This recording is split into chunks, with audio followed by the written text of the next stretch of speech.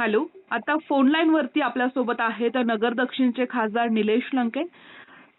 Lanke sir, जो सध्या इव्हिनिंगच्या दरम्यान अहिल्यानगरमध्ये प्रकार घडलाय, शिंदे गटाचे जे उमेदवार आहेत अनिल शिंदे यांच्या घरी धाड पडली आणि त्यानंतर त्यांना हृदयविकाराचा तीव्र झटका आलाय.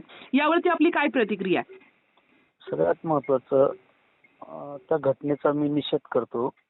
एका आपल्या महानगरपालिकेचे उमेदवार आणि शिंदे गटाचे जिल्हाध्यक्ष त्यांच्या घरी जाऊन जे पोलिसाचा धाक दाखवून जे पोलीस अचानक घरात शिरले आणि त्यांच्यावर जे दहशतीचं वातावरण निर्माण करण्याचा प्रयत्न केला आणि त्या भीतीपोटी त्यांना हृदयविकाराचा झटका आला. त्यामध्ये ते आनंद हॉस्पिटलमध्ये ऍडमिट आहे.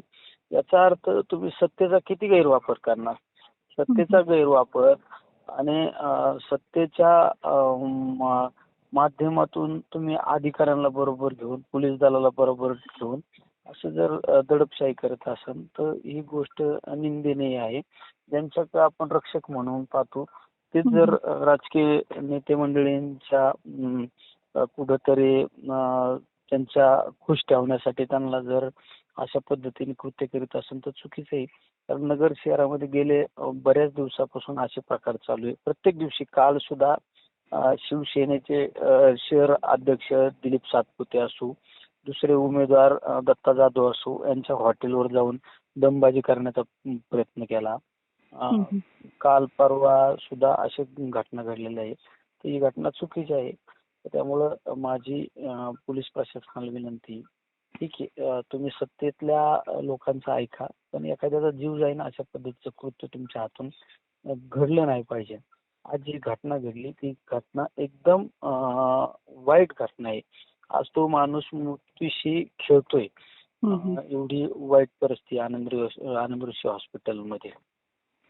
खासदार साहेब, एक महत्वाचा प्रश्न असा विचारायचा आहे. आपण अहिल्यानगर दक्षिणचे खासदार आहात. आपण जो प्रकार घडतोय सातत्यानं प्रशासनाचा गैरवापर केला जातोय असा आरोप तुम्ही करताय, याबद्दल आपण गृहमंत्र्यांशी काही बोलणार आहात का? कारण की आता अत्यंत गंभीर परिस्थिती ही अनिल शिंदे यांची आहे अशी हॉस्पिटलमधून माहिती मिळते. गृहमंत्र्यांशी बोलून मला नाही वाटत निवडणुकीच्या कालखंडामध्ये कुठली मदत मिळेल. पण मी ते ज्या पक्षाचे जिल्हाध्यक्ष आहेत त्या पक्षाच्या प्रमुख आदरणीय एकनाथ शिंदे साहेबांशी मी या संदर्भात बोलणार आहे आणि त्यांना या सगळ्या गोष्टी सांगण्याचा प्रयत्न करणार आहे. नक्कीच तुम्ही आम्हाला आपली भूमिका सांगितली त्याबद्दल आपले खूप खूप धन्यवाद.